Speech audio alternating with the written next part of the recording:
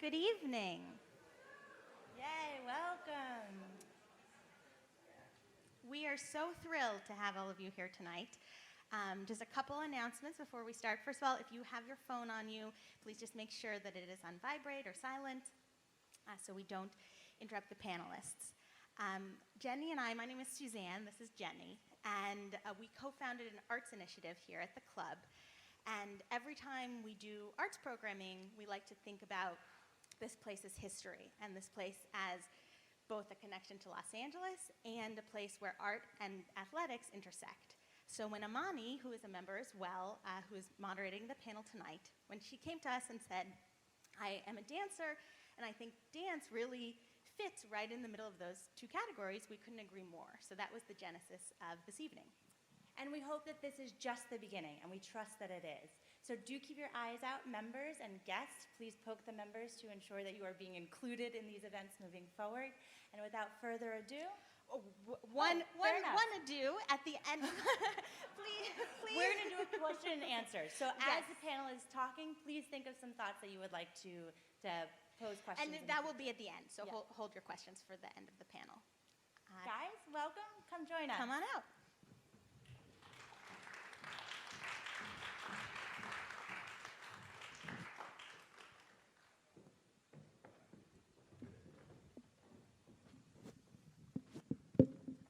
Good evening, everyone. I just want to, first of all, thank you all so much for being here. It means a lot to me, it means a lot to Suzanne, and it means a lot to the archive of this institution that we're in right now. So thank you so much for being a part of history. As Suzanne and Jenny said, my name is Amani Starnes. I am a member here, and I grew up dancing, and I was a semi-professional dancer for a lot of my young adult life. And nowadays, I'm a creative who really likes to use the mediums of dance, film, theater, song to explore personal histories, identities, things of that nature. And so for me, dance is a really big part of my identity, and it's also a really big part of where we live. And so being in the Los Angeles Athletic Club, I thought, what's going on here, Los Angeles Athletic Club? There's not that much dance happening. And dance truly is the intersection of athleticism and art. And so just a little bit about me, I started dancing in Kansas City, Missouri, which is home to Friends of Alvin Ailey. And as a very hyper athletic child, I desperately needed an outlet. And so I joined a modern dance theater company. I took Ailey camp, and I became obsessed with Alvin Ailey, as most people do when they hear about him, definitely when they see his iconic performances and those of his company. And just, I don't know how much everyone here knows about Alvin Ailey, but he is a black dancer, originally from LA, and modern dance was kind of this strange thing that people did in the 40s and 50s, but he is the most famous modern dancer in the world. So he essentially brought modern dance to the world. So as I got older, I became more interested in the history and the theory behind dance. So in college and grad school, I just started researching it. And that's when I learned that Ailey was from Los Angeles. And I was perplexed because you're taught growing up that New York City is the epicenter of all things highbrow and cultural and important. And I dug a little bit further, and I realized not just Alvin Ailey was from Los Angeles. Bela Lewitsky, Lester Horton, all of these very important pioneers in modern dance were from here. So that is something I just really wanted to get to the bottom of, and that's part of the reason we're here tonight. And we have some experts, practitioners, scholars, administrators who can just help us dig into this phenomenon, this historical phenomenon, this artistic phenomenon, this physical phenomenon. So I just wanted to introduce our guests first. On my far left, we have Miss Lula Washington herself. She is the founder and artistic director of the eponymous Lula Washington Dance Theater Company, which she founded in 1980 with her husband, Erwin. Unfortunately, he can't be here tonight, but they co-founded it. And they founded it to provide a creative outlet for minority dance artists in the inner city. Lula and the company are revered across not just the United States, but also around the world. And she has really been a trailblazer for women of color in dance. She was the first woman to earn the Minerva Award from the state of California, and it was presented to her by the then First Lady Maria Shriver. She has been commissioned by major dance foundations and presenting institutions like the National Endowment for the Arts, the Ford Foundation, the James Irvine Foundation, AT&T. And she has graced many stages with her own performance as a dancer, as a choreographer, and as a dramaturg of dance. She consulted on the Little Mermaid movie, for the animated choreography for Under the Sea. She has worked with James Cameron on developing the movement style for the, what do they call the Na'vi? The Na'vi characters in that movie. And she's worked with Al Green and James Cameron and Barbra Streisand. She is a staple, not just in the art world, but also in Hollywood, which, you know, it's art, I guess, sometimes. And then to her right, we have Austin Rich, who is a pioneer himself because he is part of the inaugural graduating class of 2019 at the USC Gloria Kaufman School of Dance. And even in that short time, he has performed with Sabella Grimes, William Forsythe, Bill T. Jones, which is a personal favorite of mine, and in the commercial works of Solange, Beyonce's little sister, if you guys don't know who that is. He's been in Adidas commercials.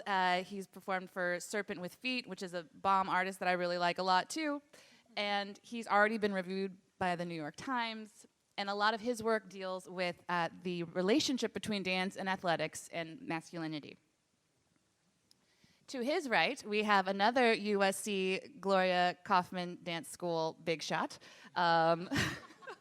Renee Williams-Niles. And she's not only a dancer herself, she is a dance guru of sorts. She's currently the Associate Dean of Administration at the Gloria Kaufman School, where she oversees administration and she is co-leading its equity, diversity, and inclusion efforts. But before then, she was Vice President of Programming at the Music Center, where she curated the presentation of 50 internationally acclaimed ballet and contemporary companies, including the Ailey Company. And she led to the commissioning of new works and projects such as the LA Dance Project and Slow Dancing. And she's worked, I mean, she is Miss LA. She has worked with the LA Philharmonic. She's worked with the LA Opera. She's worked with Center Theater Group. So she is a staple, and we would not have such great dance in LA if it weren't for her on some levels. And fun fact, she used to be the company manager for the Lula Washington Dance Company. Lula. No, thank you.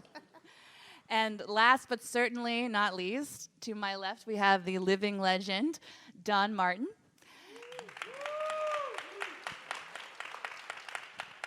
So he went to high school with Alvin Ailey way back when, and they, just like, a decade ago. And they both went into the Lester Horton Company together in the 1950s when they were, you were a teenager, right? Yeah. Late teens. So the Horton Dance Theater was on Melrose Avenue between Sierra Bonita and Curson Avenues in the 50s and 40s. So again, it's close. All of you guys who live in WeHo, you probably drive by there every day or very frequently. Upon Horton's death and the closing of the Lester Horton Dance Theater, Don went to dance under Ailey's new established company in New York. He then went on to teach Horton technique at the Clark Center, which was where the Alvin Ailey Company was based. And then he returned to Los Angeles and formed the Lester Horton Dance Theater, Inc., which was, the mission was to document and to record the works and technique of Lester Horton. So, that said, I'm curious about how it all started. So I kind of want to go to the source. Once upon a time. No, Alvin and I went to high school together, along with Carmen de Lavalade. And Carmen at the time was taking classes at Horton, so we went to watch a class. And that's when I got indoctrinated in Horton. I mean, seeing him teach a class and Bella Lewitsky demonstrating, well, I mean, I don't know if you've ever seen Miss Lewitsky dance or not, but if you haven't, I'm sorry. Put your microphone just a little closer. It's okay. Yeah, she was phenomenal. I mean, just sheer movement. And there was a saying around the theater that if Bella couldn't do it, it can't be done. And that wasn't far from the truth, really. You know, she was Horton's muse until the separation, and then Carmen became his muse, but going on a different level, but still a very high level. I don't know what point I'm trying to make here, but other than, you know, that was the beginning of Alvin's journey. I think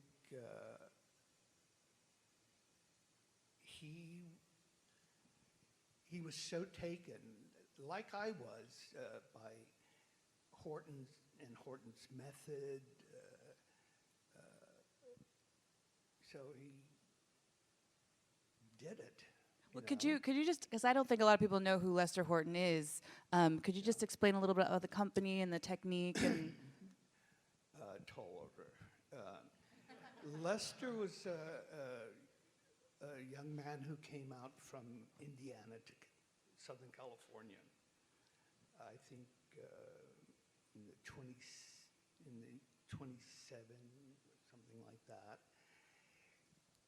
Leaving Indiana, traveling to the Southwest, and then getting to Southern California, he had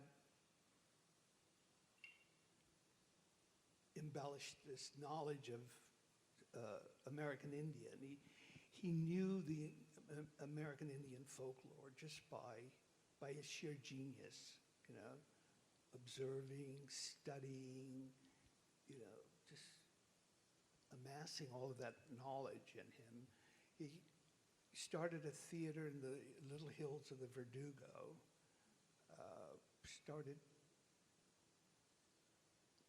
starting his dance classes. In the interim, he worked with another genius, Michio Ito, and he choreographed for the 1932 Olympics.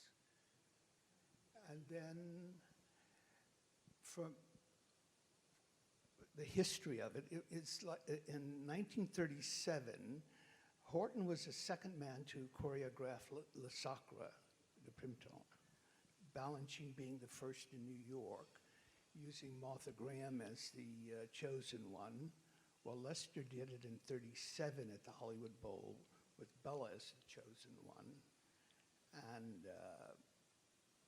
And I'm sure both productions were, except for the music, were totally different, you know.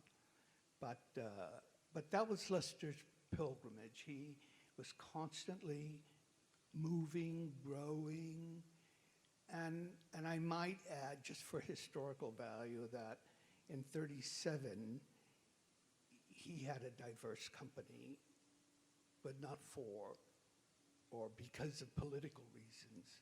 I mean, if he liked the way you moved, come dance with me, you know? And that was his beginning with Janet Collins, who was, as history has it, was Carmen de Lavalade's first cousin. I mean, it's amazing how ironic this all is, because Janet was the first black ballerina at the Met, and then Carmen comes in being the second, you know. I mean, the cousins just followed one another, you know, but totally different. But at any rate, that was Lester's he was a genius, unbeknownst today, because there's so little information on him. Rudy Gernrich came out of the school. I mean, I don't know what else to say about him. Well, yeah. So, I mean, this is fascinating to me because all of this is happening in Los Angeles. Yeah. All of these people are emerging as dancers. He's cultivating them. And if we want to talk about the sort of athletic component of it, something was happening with the body, I think. And as a Horton-trained person myself, I don't know if you could speak to his attitude about the body and its relationship to this technique that he was developing as well. Well, let me see. It all starts with history. Like I say, Horton and Lewitsky had a relationship up until 50. Then they went their separate ways. They dissolved the partnership. So that meant that Lester had to redefine himself, redesign himself. So that's when he recodified his technique. And that showed more of his genius. Lester knew the body anatomically, and I'm going to go out on a limb here as to say that, like the grand technique, which is feminine, and I say that because it was developed on her body, and that's how she compiled her technique, whereas Lester would take a body, any of our bodies, and he would do a 360 just to see how movement flowed, where it came from, how far it would go. There was no end in Lester's technique, like a line went forever, you know.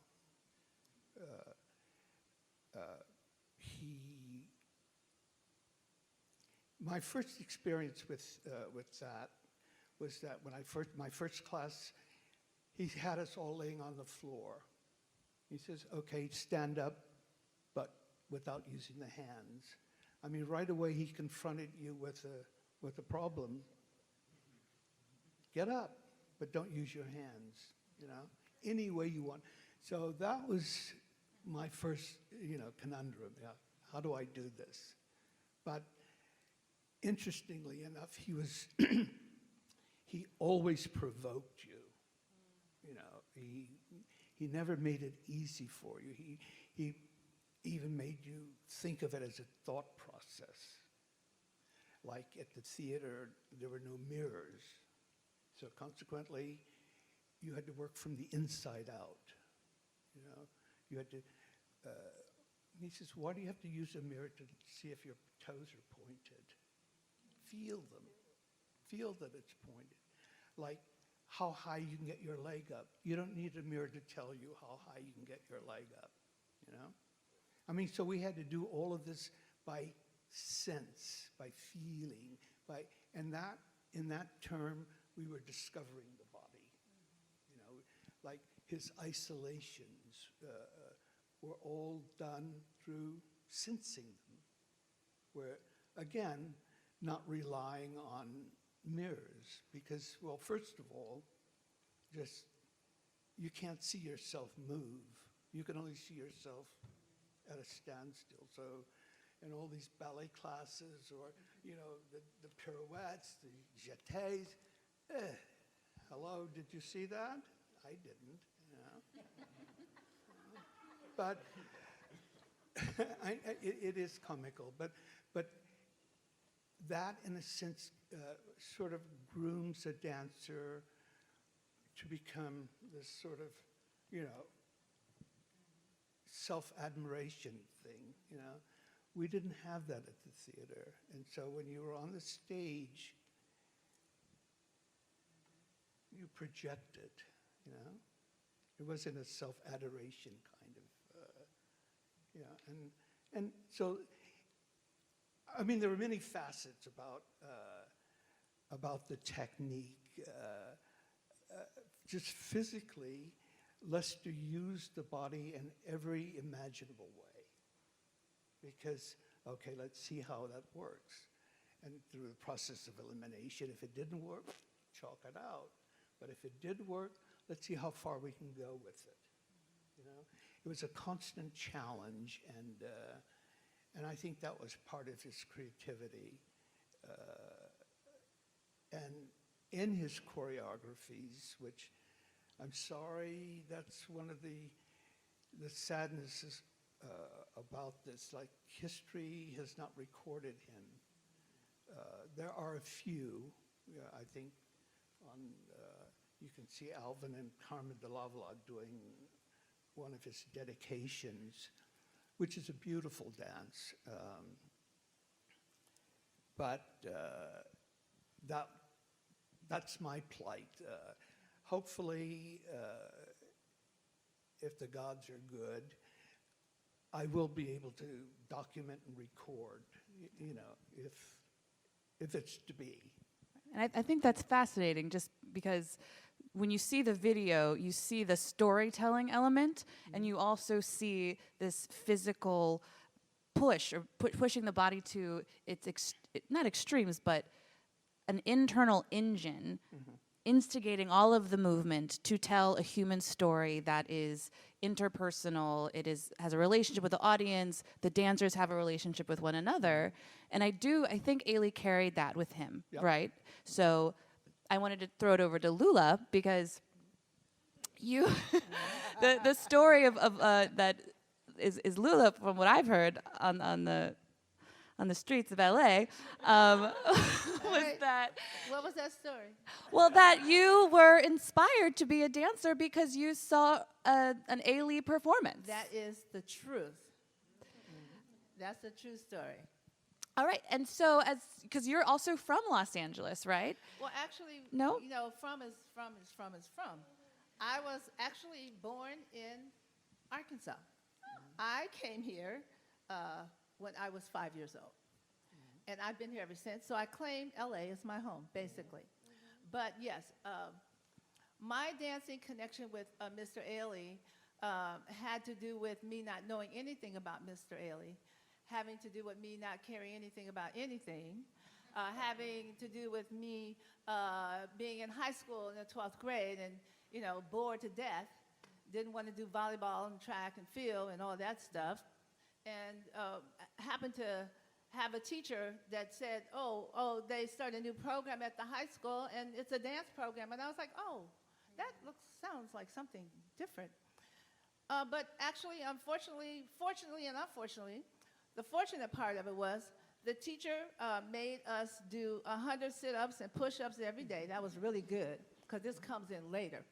And so I was preparing my body. But we never really danced. You know, I call it prehistoric dance. They just put music on and we exercised to it. I had never in my whole life been to a dance class, because in my family, how I grew up, on Saturday mornings, we cleaned the house, we didn't dance, we didn't go to dance class, knew nothing about ballet or anything. So this dancing was kind of interesting. So when I graduated the 12th grade, I said, I thought I was a dancer because it was dance. So there was an audition at the Harvard Junior College. They had a dance program, and they were looking for dancers to be in the production. So I knew I was a dancer because I just graduated. So I went to the audition, and lo and behold, in that class, before you could go in, you had to do, the teacher, Janice Goody Plastino, she made us do 100 sit-ups, which was easy, and 100 push-ups. That was easy. The hard part came when she said, you can go and join everybody else on the floor and stand in first position, which I had no idea what that was. But I'm not going to tell that whole story. You have to talk to me later. But I want to get to the part where my teacher did allow me to stay in after she realized I knew nothing at all about dance. I could look and watch, but when they started talking the terminology and actually executing the steps, I was totally lost. But she took us one day in her, they had a van called the Volkswagen Bug van, whatever they call that. She put us in her car and took us to UCLA. And going to UCLA changed my whole life. I went there to see this company that I knew nothing about, the Alvin Ailey American Dance Theater. And I sat in the audience and I was mesmerized because I was like, there was Judith Jamison, John Parks, Carmen, there was a whole legacy of the companies. I can't think of everybody's name at this point, but I said, that's what I want to do. I want to do that. And the only reason I said that is because I saw people on the stage that looked like me. Everybody else that I saw on television, they didn't look like me. And if they had a person that looked like me, it was maybe one person of color. And usually if it was a guy, he was really dark, so you knew who he was. If it was a girl, she was very, very fair-skinned, so you didn't know what she was. So seeing Alvin Ailey at UCLA, which I ended up going to UCLA, changed my whole life. Going there to see the Alvin Ailey American Dance Theater, because I realized for the first time in my life I had a purpose, I had an understanding of what I wanted to do, and I was like, oh, wow, if they can do that, I can do it too. At that time, I didn't know that I would ever meet Mr. Ailey. It wasn't in my, I just knew I wanted to do that dancing that I saw on the stage. Years later, go ahead. Well, I was just going to say, I think that's really fascinating, right? Because if we're tracing the genealogy of performances, Ailey might have been walking down the streets of downtown LA, going to the Biltmore, seeing people who looked like him, this woman, Katherine Dunham, performing. So, and I'm curious what everyone has to say about this, the men and women, but as a man in the 40s, a black man who was a football player and gymnast who that wasn't for him, transitioning to dance because he's been inspired by people who look like him. But I don't think Ailey was necessarily inspired by people that looked like him. Ailey had a purpose. When he went to the Horton School, he saw the beauty and the grace, and he fell in love with that. He fell in love with what Lester Horton was doing there, and that gave him a sense of purpose from my understanding. That's what he fell in love with. And of course his body was beautiful. That's what I look for today when I want a dancer. I tell the dancers, only bring me beautiful people. They need to have a 6-pack and a 12-pack. They need to be able to do this, this, this, and this. They need to have stamina. So that goes to what I saw on the stage. And for me, it's not about the color of your skin, so to say. It's about what you bring to the work.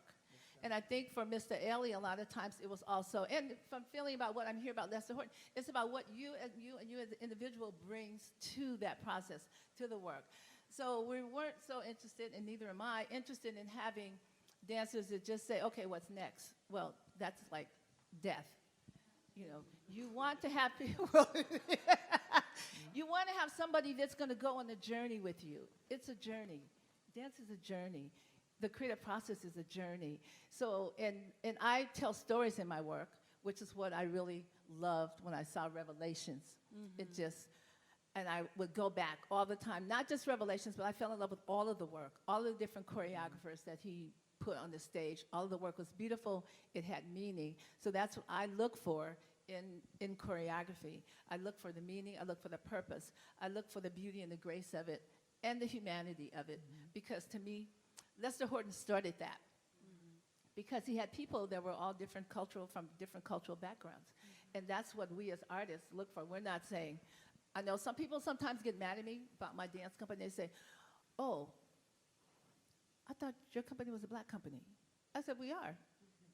Well, you have some other people in your company. They're not black. Well, no, because black is seasonal. No, seriously. It has to do with who comes through the door that wants to do the work. So if you're not a black African-American person, but you can do the work and you have respect for it and you want to do it, you are welcome. So that's what I look for, who is welcome, how beautiful you are. And you forgot to put me on your list of performance.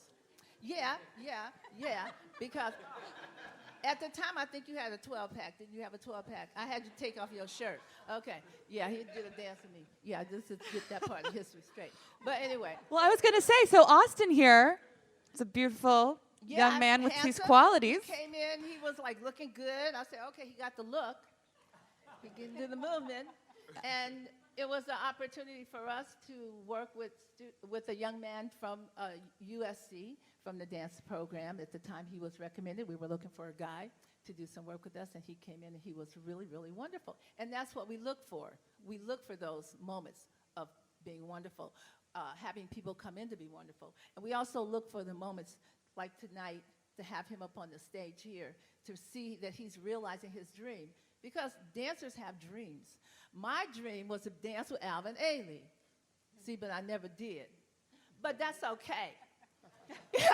Really, it's okay because I got to be very close friends with Mr. Ailey, closer than what I ever would have had I been a dancer in his company. He became a mentor for me, a personal friend for me. His mother's name was Lula. My name was Lula. He would let me come backstage and watch the show from backstage. I was in awe of everything.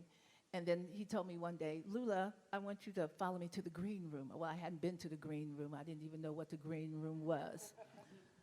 This was at the Wiltern. They used to produce dance at the Wiltern on Western Avenue and Wilshire. They used to actually do dance programs there. That's telling my age, but anyway, they used to do that. So he took me back there, and he said, oh, there's this little lady sitting over here. He said, Lula, meet Lula. And we were like, ah. So beauty, grace, the humanity of it, the honesty of it is what I look for, beautiful bodies. Because dancers, to me, are rare athletes. They're athletes. They're like really, really special people. And there was a group of dancers that I would say, these are the gods of dance. That was Lorraine Fields, Gary Chapman. It's a whole group. Lester Wilson, Marilyn Mass. These people could do anything. And I would be in class with them, but I couldn't do everything that they could do, but they could do anything. So they are like a rare, rare beauty. And we have to take care of them. You know? Well, Lula, I want to talk to this rare beauty right here and see how he embraces the athletic and the artistic, because he's doing some pretty amazing work. And I just was wondering, Austin, if you could talk about your practice. This piece, he has this amazing piece called Technical Foul that is the focus of your work in some capacity. So what is your practice like, Austin? How do you stay beautiful and inspired and athletic and graceful all at the same time? Well, first, I would just go ahead and say, like, how I was introduced to Alvin Ailey. I'm originally from Atlanta, Georgia, so every year Ailey comes to the Fox Theater, so that was kind of how I was usually able to at least get close to seeing the work. And yeah, at church when I was like, making dances and everyone asking me to be baby Jesus at the time for our Christmas plays, I would have some sort of dance in the church.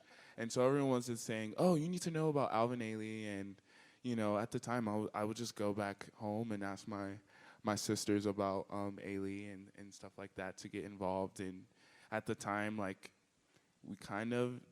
I wasn't able to use the internet, so they were doing it for me. And so then I would go to school, and then it wasn't until like preschool, or let me go back. I was in dance classes starting in preschool, and then I still had a relationship with dance, mostly from church and stuff. And so that was when I got introduced to Ailey. And then I did sports because the boys teased me when I was younger for doing ballet, just because, it wasn't what we thought we were supposed to do. And then it was culturally, like, not acceptable. But then I was just like, but I like it. It's so cool. So at least church allowed me to keep doing it, which was nice. But fast forward, I did basketball and track and field. And then that's kind of what got me into basically the practice and the conditioning of my body, is just knowing that, okay, if I want a personal record in track, I have to practice. I have to go outside and run. I have to show up. And then that kind of has been the way my body was sculpted, and then sort of also my mind, because, there would be times where I didn't want to run, but knowing that we had to meet the next week. And so that kind of sort of practice and kind of regimen and sort of schedule that I set up for myself allowed me to just kind of stick to it until later I started getting into dance classes again, which was around more of my middle school career, and then I wanted to go to a performing arts high school. So I kind of kept, randomly doing push-ups just because I kind of knew to do that, or, running or playing outside, really playing basketball, in the, carports and stuff. So I just kind of kept doing it and just not realize that it was a part of something larger happening for me. Because then when I got into dancing, I had to do all the conditioning for that as well. But then now I just realized that dance and sports has so many similarities, and now like knowing how popular culture is playing into dance, and like so you think your dance is getting a little bit more athletic, and tricks are being more prioritized when it came to what are you offering to the dance, community. So I was kind of like, okay, well, if anything, I can hold a plank, because I remember doing that versus, being able to do the flips and the tricks. So I guess my approach to kind of allowing dance and sports to work happened more in the conditioning of the mind and the conditioning and the sculpting of the body, and then knowing that treating the performance as the meet, or treating the performance as the game, and treating also, the tip-off is where the lights come on for myself as well. And the tip-off of basketball is when, I'm dealing with, I know that today is not my good day, but this choreography has 3 turns. So I have to tap in to the strategies and the practice and the drills that, I kind of set for myself in the studio. And technical foul it deals with sports sports and dance in a different way, where I was really just examining black male labor. I was randomly, I don't even know, this is embarrassing to say, but I might have been at like McDonald's at the time, just chilling. But it was at the time they had, it was the time where they were picking new NBA players and signing them off to different franchises. And I wasn't really paying attention at the time, but someone was worth $1 million. And I was just like, whoa. I wasn't really paying attention to it at all, but then I was just like, oh, wow, this just sounds like something familiar to me. And then this was also while I was in school, so I was taking a African diaspora course. So we were already talking about slavery and certain things about black men having a price and always being, subjugated to some sort of figure, whether it's financial.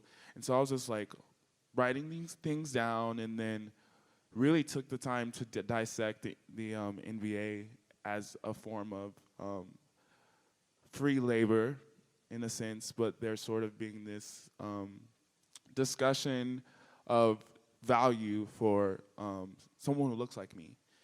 And I took a lot of research from that same sort of draft, or football kind of auctioning off kind of thing.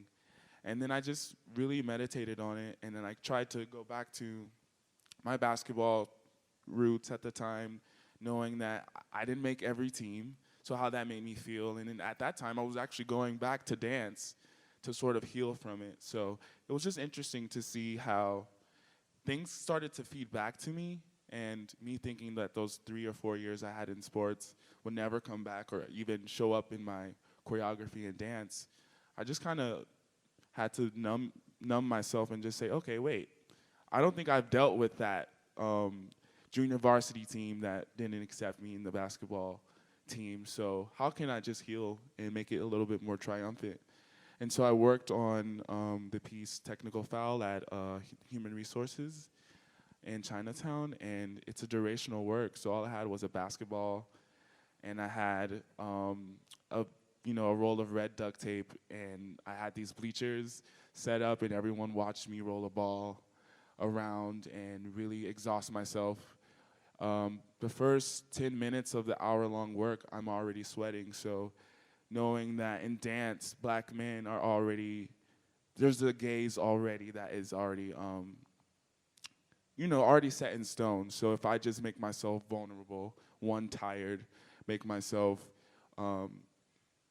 glistening, I mean, obviously I was dancing a lot, but just allowing those things to just happen there and also trick everyone to think that they're at a basketball game. But it was just a lot of looking at the culture of sports and seeing how a choreographic sort of conversation in a language is existing the same way in those different fields too. And this is fascinating. And I think another thing, some things that you touched on, Austin, were the overlap of sports and athletics and dance and capital. But some of the things I'm hearing too are maybe the disconnect between dance and sports. And I think when you talk about, a glistening male body, when it's in a dance context, I think about it differently than in a sports context, right? And when you discuss, I danced and people made fun of me for whether it was like naming dance as being a sissy activity or something like that, versus I don't really think of engaging in an equally athletic activity like dance as being gendered or, and maybe in the opposite way, if you're a woman, having, stereotypes around women who play dance. But I would, anyone who wants to talk about it, Austin, Renee, Don, Lula, what do you find in dance that gives it that sort of charged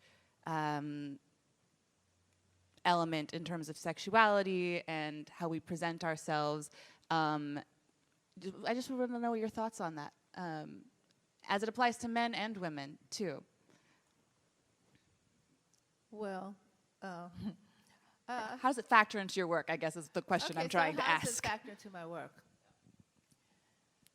I'm always looking, again, as I said, it's what the individual is bringing to the work that I've given them. So I'm giving movement and a thought and an idea and a feeling about it, but then I want them to throw it back out at me. And I know when they've made that point by the way that they tilt their head or by the way that they pose or by the way that they execute a movement.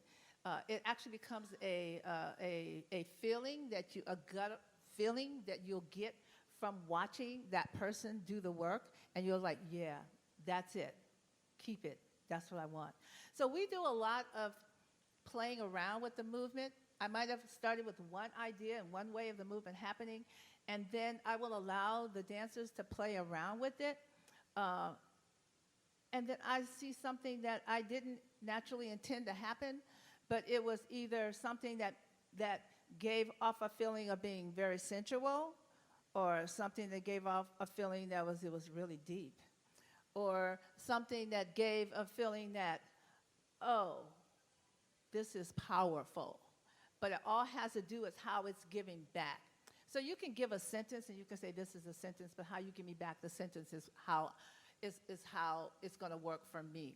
So I look for individuals, again, who can reinterpret what is given to them with the idea of what you're doing. So I have one dancer, and I always say, people hear me say, I'm going to beat you. I'm going to beat you. I'm not literally talking about beating somebody, but, in dance, I always say, I'm going to hit you upside your head, or I'm going to beat you. You better go back and do that again. Give me something else. Try something else. To challenge them to go beyond themselves, to give me something different as well. And then I challenge myself to look at it to see where I can take it to another level as well. So it's sort of like a partnership where we kind of share a give and take in it. But I said, wow. All of a sudden, I was watching him in rehearsal, and I was like, oh, my God. You have really changed. I don't even believe I'm looking at the same performer from 6 months ago to today. And it was all in something that he did with the walk that I gave him to do. And I just said, walk, and when you get tired, stop. And I will either know that it's working or not by the way you stop and look at. And I was like, it was just a very powerful moment. So there are glimpses of moments that tell you if it's working or if it's not. I have a duet in a dance called Random Thoughts. And the girl has to, you'd be surprised how many girls don't know how to do this slowly, but anyway, she had to sensually, I'm saying there's a difference between something sexual looking and something that's sensual. That's hard because a lot of the young girls, they don't know the difference. So we have to try to coach that out of them. You don't have to like cock your head. You know, it's just something subtle about how you look. What is your gaze, you know? Austin, do you want Yeah, I would say it's right now it's a little bit clouded in terms of like trying to eliminate the masculine and feminine in terms of how you're absorbing movement.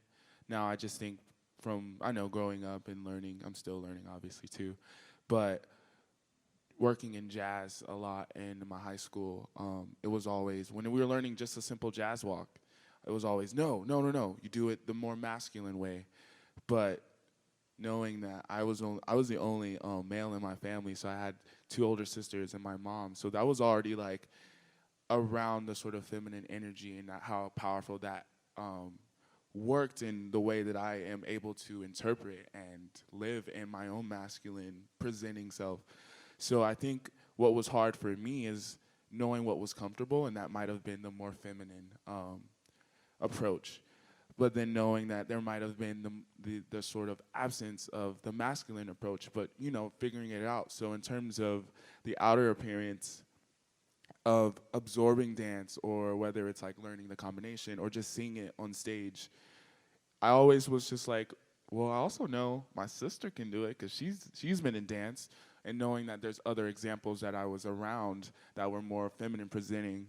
So I always had to decide, you know, is it really coming from the inside and out? Because we're not thinking about that when we're in our privacy of our home, like, you know, enjoying ourselves and dancing. I'm not thinking about, oh, well, this move should be more masculine or less feminine. So I just had to deal with and absorb it in a different way where no one's honestly really caring about where is it coming from, because we can tell when it's coming from a place that's honest in yourself. So when it came to learning dance, I had to just honestly get out of the don't do this, do this. And all of the don't do this sort of training that I was brought up was less of the feminine side. And I can say most of the work that I'm able to express myself more, or, you know, was coming from all of the female and femme energies and female presenting people in my life that allowed me to get to my, you know, the point that I was. And I did have like Alvin Ailey as an example and someone I can look up to. But I know that they were moving the hips in a way I was just like, well, this sounds like what my teacher would tell me not to do in certain choreographies. But knowing that it really only became something that we allowed it to be in terms of the more masculine approach or the more feminine approach. So I was kind of, you know, just around all of these things that I had to just decide. And so I think when it comes to approaching my work, I also, like, quickly I made a piece called Manly-ish, which is about that exact same thing of, well, I had, like, there's a section in the piece where there's 4 women, and then there's also 4 men countering it, but it being manly-ish, like, it's not womanly-ish as well. It's just something that we're just ish as it being so passive, and just something that we're just allowing it. It's only what we make it to be. And so most of the female presenting dancers were the ones doing most of the floor work, doing more of the stomping, doing more of the things that the male presenters would do, partnering each other and being the bass and walking more. Just really just trying to shift the gaze of how things are absorbed, really. Could I great, just thank you. add one little thing very quickly? So I have a dance called What About Watts? And at the time when I created this dance, it was all about the gangs in Watts. And I needed 8 guys to do the work, but I only had 1 guy. And so we were preparing this work to be performed at Lincoln Center outdoors in New York.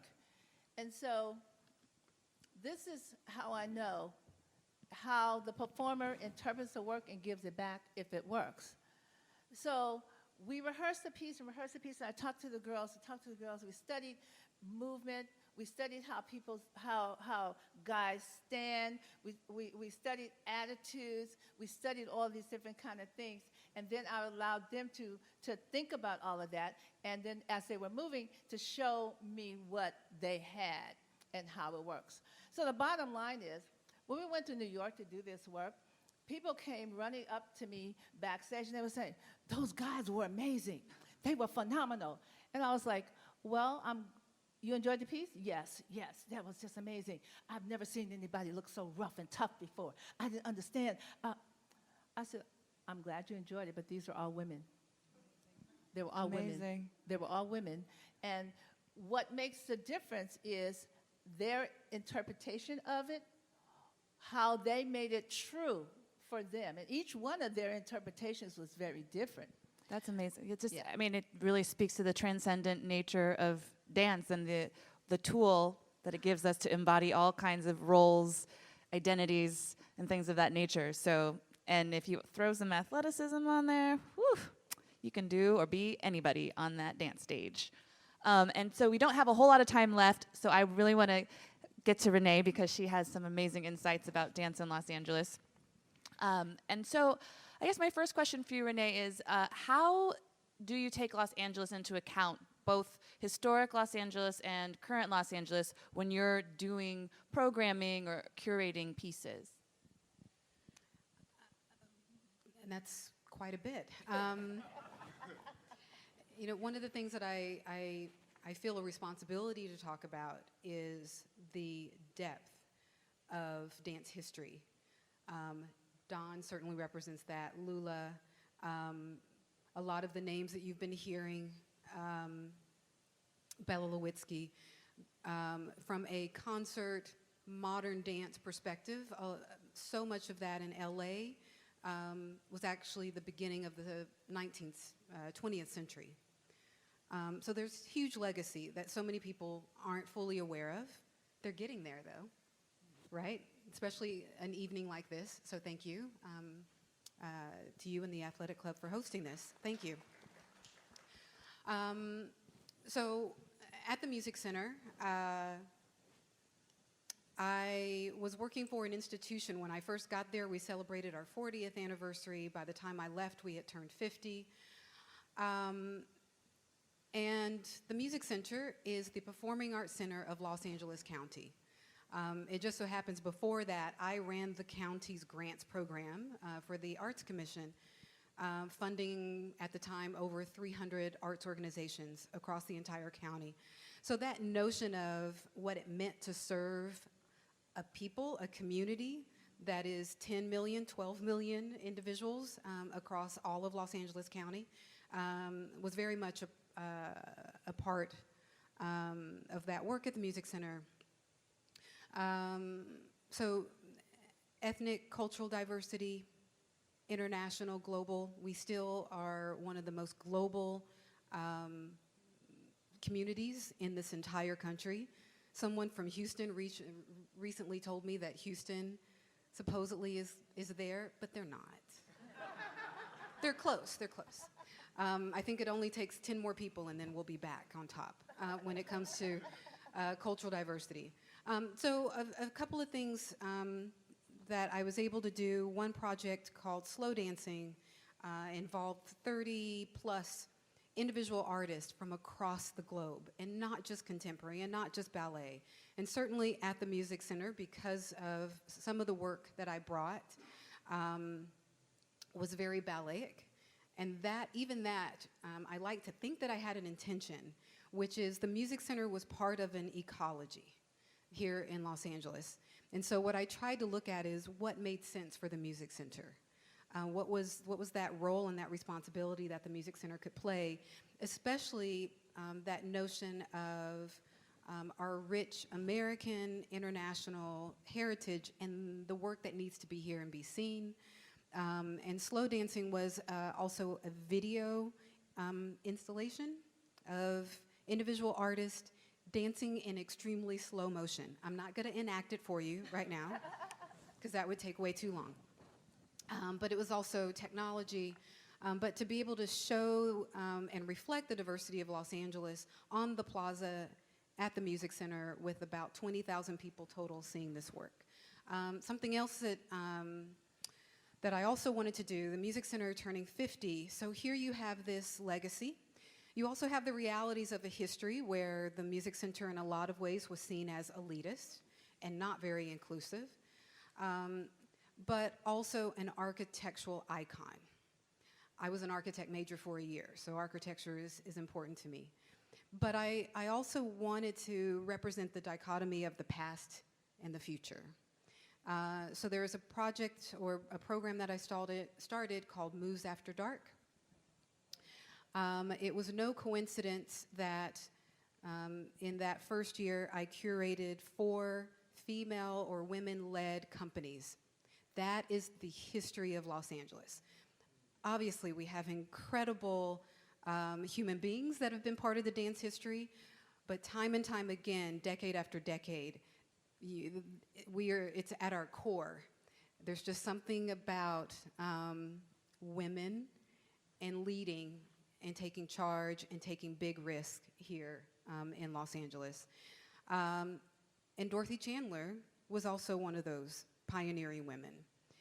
So that was a project where I hope that I reflected both the history of the Music Center, at least the good parts, as well as the future of Los Angeles and those many voices that were also somewhat younger generation of artists creating work. And they performed on the steps of Disney Hall, around the pool that circles the Mark Taper. You can't go in the pool, so I'm just telling you all that now. Don't try it. The plaza, and then we had one piece where they actually broke a table, but that's okay, in the Founders Room, which was a donor lounge that so many people felt was closed to them. But this was one of those times where we opened it up, literally, and had dance in the Founders Room. So, Yeah. Oh, that's amazing. And different ways. there's a story you told me about the Ailey performance that you brought to LA, which I thought was also really inspiring. Just speaking of bringing the youth into the fold, I don't know if you want to share that story or. Sure. I'm honored to have many Ailey stories. And one of the things I will say is if it weren't for Lula and Irwin, I'm not quite sure what I would be doing. Maybe working for Delta Airlines, I don't know. But bringing me into this world of arts administration, the touring and presenting. So at the Music Center, I was considered a presenter. Nobody really knows what that is. Basically, I curated and companies brought very specific projects. Sometimes I would even help create projects. But for me, success looked like being able to present the Ailey Company, and I was able to do that 4 or 5 times, maybe 4 times, at the Music Center. And oftentimes we would bring the Ailey Company, we'd have public performances, but we would also have performances for students, K through 12. In a given week, they could have been seen by 18,000 fifth graders. And that was pretty powerful. At the time, I had just had my first and last son. I also have 2 daughters that are much older. And I walk into the Dark Theater during a school performance, sit down, and I'm sitting next to 2 young boys. And I hear one whisper to the other, "This is the most amazing thing I have seen ever." Unfortunately, knowing Austin's history and so many dancers who I love, I waited for the negative response. But what I heard from the other boy was, "Yeah." I bawled. That's the power of the Ailey Company. And actually, the piece that they were performing was a Robert Battle work. Robert Battle is the current artistic director of the Ailey Company. And Robert's work is extremely athletic and physical and visceral and has this power and intensity to it. Topless men with long skirts. And that's what they responded to positively. So hopefully that is the impact we can continue to have. Amazing. Well, I have about a bazillion more questions, but I think it's only fair that we open up the questions to our gracious audience. If you raise your hand, we'll bring a microphone over to you.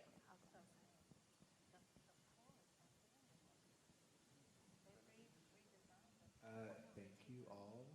I really hope Moves After Dark comes back, so thank you for mentioning it. I have a question for, I guess, all of you. I'm curious to hear all of your answers. So, Austin, one thing you said about black male labor really stood out to me when you were talking about some of the similarities but also differences between athleticism in dance and athleticism in sports, and particularly how it pertains to black people. So I'm really interested because I feel like everyone here represents like a different like offshoot of this like Ailey influence, right? But I feel like one thing that a lot of black dance has in common is at least the expectation that it's really athletic. So I'm really curious to know if you all feel like there's like an essential connection between black dance and athleticism. Like, is it imperative, you think, that there's this connection? Is it possible to take black dance in areas that maybe focus on other qualities beside athleticism? Like, is it necessary to have these two things together, or is it like, that's just like what I've inherited, and so that's how I deal with it? I could start. Also with talking about black male labor in sports, being an industry, dance also being an industry, and knowing that the importance of mentorship in dance and looking up to certain people the same way in sports, having coaches, having endorsements, whether that's, you know, certain things, and that also is something that has, I can say, appear in dance. But I also believe, even though there's a lot of similarities in sports and dance, whether it's the industry that it exists in or just the endorsement of a certain dancer, whether there's like the certain teacher has their muse or the coach has their star player, there's those similarities. There's also quotas in sports and dance as well, knowing that even though I'm grateful to be a part of the inaugural class at USC, I was the only black male dance major, and knowing that the similarities in a sports team was we need that one tall person, or we need that one fast person, you know, or, you know, more quick person. And so there were also other similarities, not just the athleticism that sports and dance entails, but just the industry, the competition of it, knowing that there might be a potential other star player that's being brought, or that star dancer, or the one that the choreographer uses more. So there were other similarities as well, other than just the mechanics and physics of the two fields. But not the salary. That part. I don't know.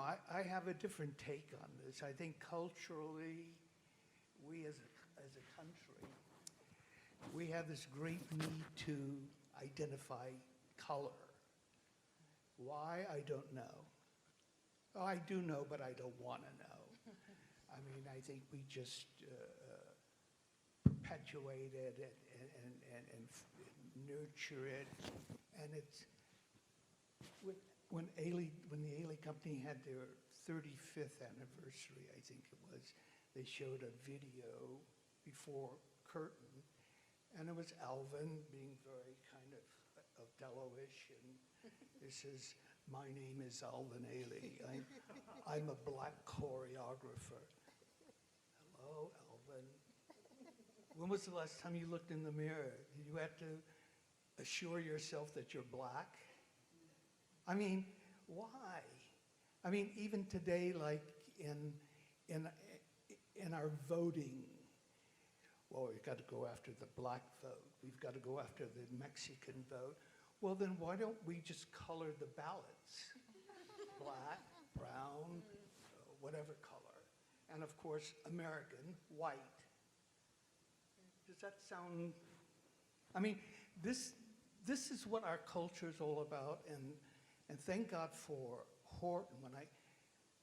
There was never a need for that, and we had a diverse group there. It was never a matter of, oh, I'm black, you're black, you're black, you're white. There was no, I've got eyes, I can see, you know? So we never had to tag anything. And my point is, it's very American to tag. Like, personally, I'll go out on a limb, just tell you, I'm very against this African American tag. I don't think we need it. Just, I'm American. If you can't see that I'm the color, I see this color every morning when I look in the mirror. So I don't have to tell you or you. And I certainly don't have to tell myself. And I can correlate that with dance. What is black dance? That's a Does huge anybody question. know? Well, I mean, if you're oh. gonna really take it to the point, okay, let's get ethnically precise with it. Let's go to Africa and those tribal dances. That's black dance. But you're doing ethnic dance, you know? Or if you go to Japan, gaganku, that's Japanese, it's Asian. Well, I think one thing that has been interesting is, Revelations, the sort of iconic piece of Alvin Ailey, tapped into a culturally specific movement and feeling that emerged in the circumstance of the American South, right? And I think the beautiful and almost transcendent thing about Ailey, his company, which was very multicultural in terms of the bodies and the dancers and the artists he was using, similar to Lula, is the extension, an invitation to different types of people to tell that story together. And so that, for me, I think is the goal of American dance, and in a lot of ways of black dance. And I also do think I would defer to the artist, the choreographer, to say who they want to be in their piece as well, to tell their story and their vision. So I hear you, and I think the thing that is so troubling, and you're right, it's a cultural thing, where in a lot of ways black bodies are commodified and they're exoticized, and there is this sort of insidious approach to how we value them. And I think that dance can be very political and it can challenge that as well, too. So I think it's very capacious, and there's a lot of room for our art form to address all of these issues head on. And so I really invite everybody to rise to that challenge. I think people have to define who they are. And so understanding what you're saying, Don, I hate to hear the question, what is black dance? It'll never be answered. It just never will be. No. It's an age-old question. It's dance, but it's dance as I see it, for me, is how I want to be defined, because I live in a society where if we don't define who we are, somebody else is going to define you. And so I want to say who I am, and I define myself. Now, it used to be we was Negroes. No, we was colored. Then we was Negroes. Then we was black. Now we African Americans. I don't know what the next 100 years, if we're going to get a new name or not. But the whole point is, I have decided personally for me that I define myself as a African American black dance company. And in defining myself is that I don't see myself excluding anyone. My company and my concept is I am open to anyone that would like to participate in the experiences and the stories that I want to tell and share. Because in doing that, to me, it becomes universal. it becomes universal. So do I want to see somebody tell me, oh, you're colored, or you're a Negro, or you this, that, and the other? We have to go with what has been put into society, because how we get work. This is how we get work. Oh, and it's a quota on the black companies. I had this black company this year. Well, we won't see you again for 5 more years. Then we have this black company. So in the 5 African-American black companies of the International Association, we already know, well, if they had you, they won't have you again, so maybe they'll have me. So it's that psychological game that we have to play in order to work. Either you fit, you decide how you're going to define your work and how you make the differences, because even though we're all different companies, they all see us as one. Still, they all see all of our work as one. Oh, well, we had it. So, do you do gospel? No, I don't do gospel. No. Do you do jazz? No, I don't do jazz. But I do jazz. It's part of a fusion of my work. So I don't want to be defined as just a black company just doing gospel dance, because a lot of times that's all people want you for. And I have to say, no, that's not who we are. So we have to constantly change stand up for who we are as artists, and use our voice. And I understand where you come from as well.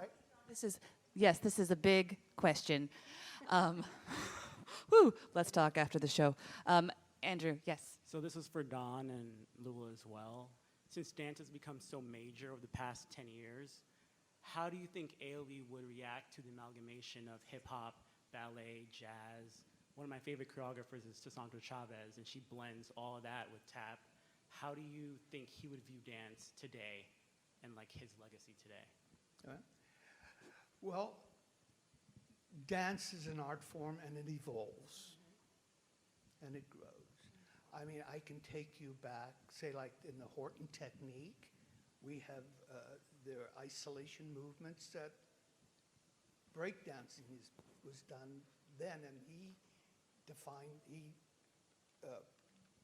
codified this in the 50s. So you could say that Horton was ahead of his time, you know. He did everything physically possible for the human body except spinning on your head.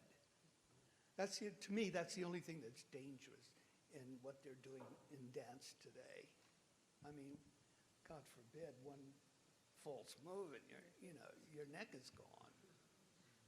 But other than that, well, the cliche, there's nothing new under the sun.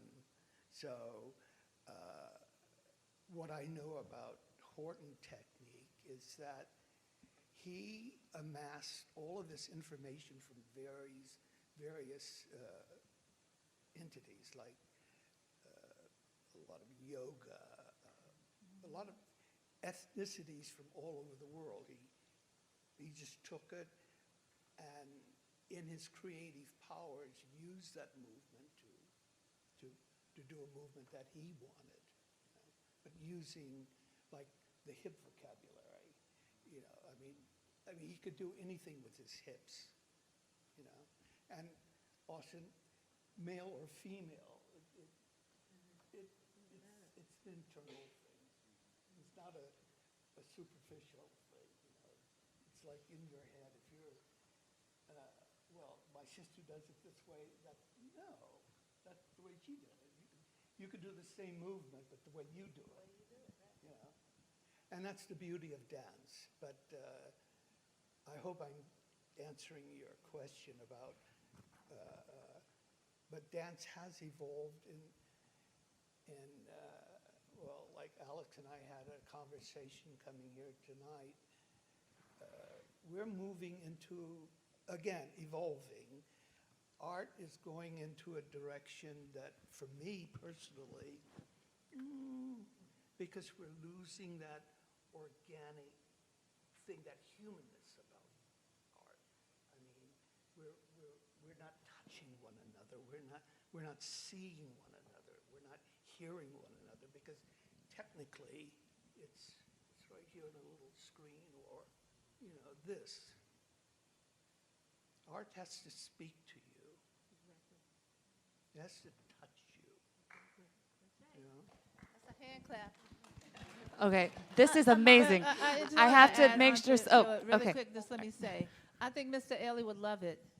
I think Mr. Ailey was not opposed to seeing new art forms being created, and he would probably be one of the first ones to go to that artist and bring them in the fold and try to get and work with them. That's how he was. That's what my experiences was with him. So there was a time we go to these things called booking conferences, and so you showcase your work. So then there was this phenomenal choreographer named Rennie Harris. Rennie Harris came on the scene. And Rennie Harris was doing all this street dance, and everybody was like, oh, he ain't gonna never get no work. All he doing is street dance. We done seen that child. We know what that is. Right. Who got all the work? Rennie Harris. Rennie Harris got all the work. So it's about whatever is new and whatever is speaking, but his work was speaking to you, like what you were saying. And so as long as the work is speaking to you, how you interpret it. I mean, you could just sit there and do all your wiggles and waves and blah, blah, blah. And if you mesmerize yourself on it, you're going to get something from it. You know, if you got some feeling in you, you're going to get something from you. But I think he would love it. And as Don Martin was saying, it's an evolution of movement.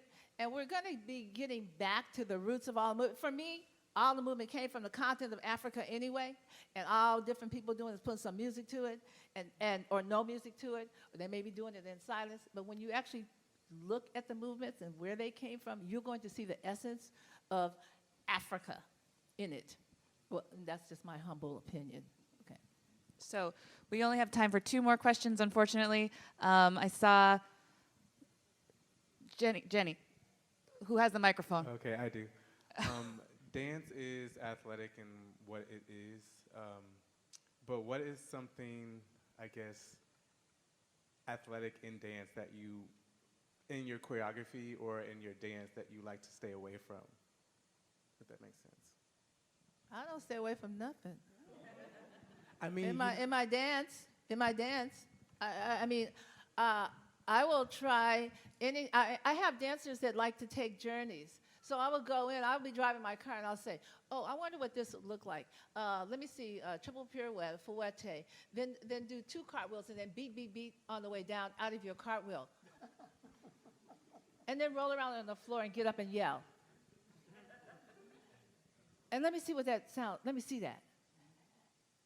And nobody will say anything for a little while. Then somebody said, "I got it. Can I show it to you now?" So I say all things are possible and all things are open in dance. And what you see depends on who the storyteller is. His stories are different. Her stories are different. His stories are different. Every choreographer has their own feeling, honest feeling about what they want to share. And that has to be the touching. My original poster would say, "Reaching for your soul." And I'm still reaching for people's soul because I want to reach for souls in many different ways because I feel like movement is truth and it tells who we are honestly. So until the whole world is dancing, that's the healing that we need. The whole world needs to be moving something. You know, we need that healing, and that healing comes from dance, from moving, because our heartbeat is touching us, feeling the eye connection, the reaching out, the tilt of your head. All of that is communication, and we do that in dance. We do that in dance. You know, I would say one obvious thing is injury.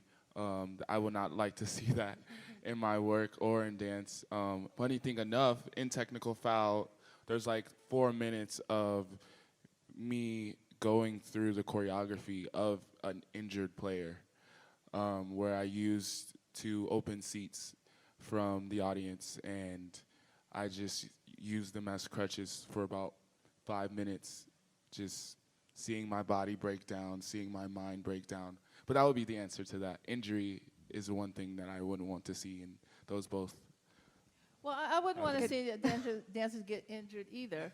But I always encourage dancers to do preventive care.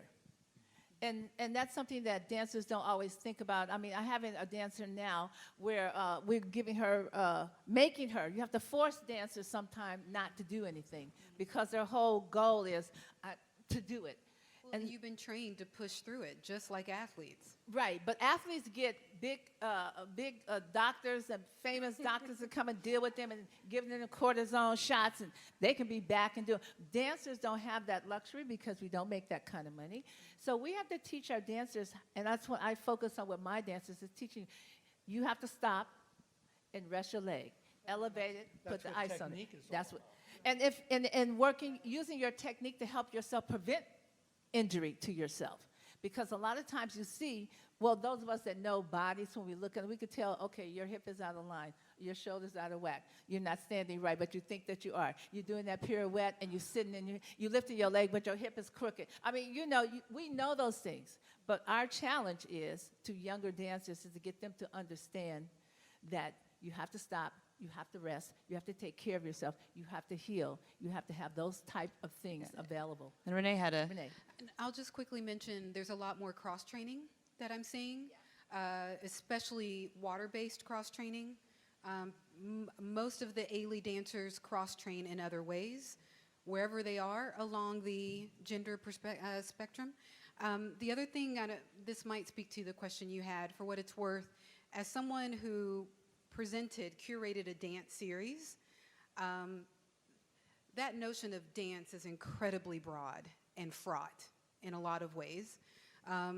So one of the things that I did try to focus on, because especially there's a lot more circus or cirque that is touring, where it's artistic, creative circus, so it's movement-based.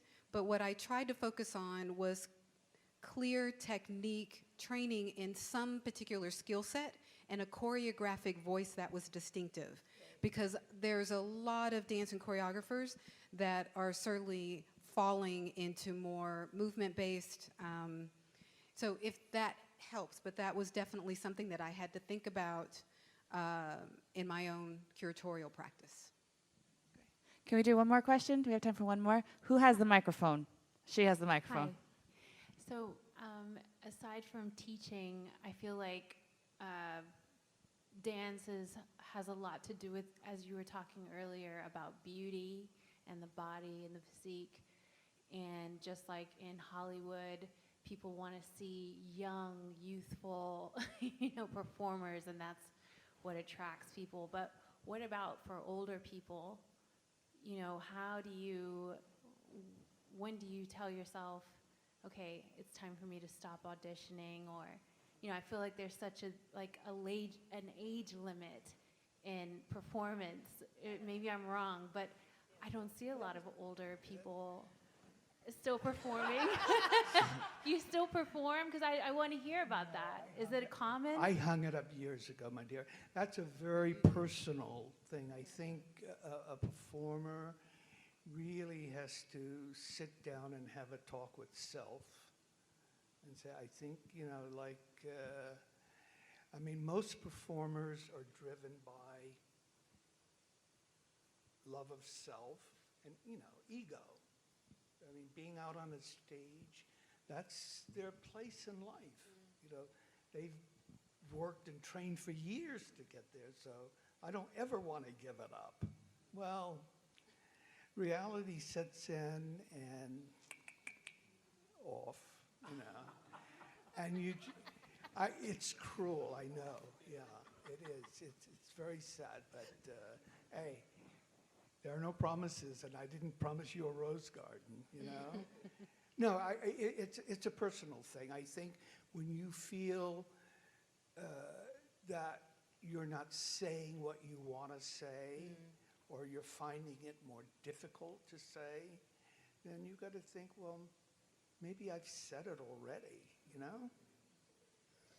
So there's no given time. It's up to the individual, I think. If I can quickly mention, we talked about Bill T. Jones early on. Bill T. Jones went to college on a track scholarship, by the way, and then met his partner, Arnie Zane. Bill, I think, is 70. and still performing and as beautiful as ever. But he also takes care of his body, going back to exactly what Lula was saying. Wendy Whalen, I remember having a long conversation with her. She was a major principal at New York City Ballet. She is 50 plus. Desmond Richardson is still dancing. He's 50 plus. Carmen de Lavalade, who we talked about earlier, she's 86 or so. I think the last time maybe 87.